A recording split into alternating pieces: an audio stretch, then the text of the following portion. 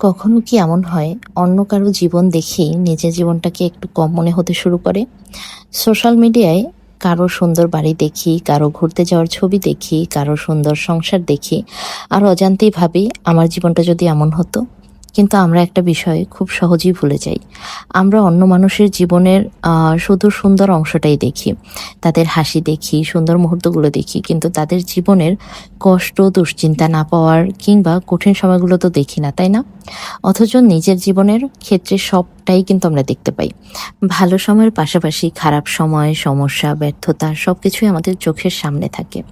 তাই নিজের পুরো জীবনকে অন্য কারো জীবনের একটা সুন্দর মুহূর্তের সাথে তুলনা করাটা আসলে ঠিক কিনা এটা একটু ভেবে দেখা উচিত কিন্তু, তাই না? জানেন তো, ১ কাপ চা, প্রিয় মানুষের সাথে কিছু সময়, নিজের ঘরটা গুছিয়ে রাখা, পরিবারের সাথে হাসি, এসবও কিন্তু সুখেরই অংশ। সব জীবন একরকম হয় না। কারো গল্প একটু আগে সুন্দর হয়, কারোরটা হয়তো একটু পরে।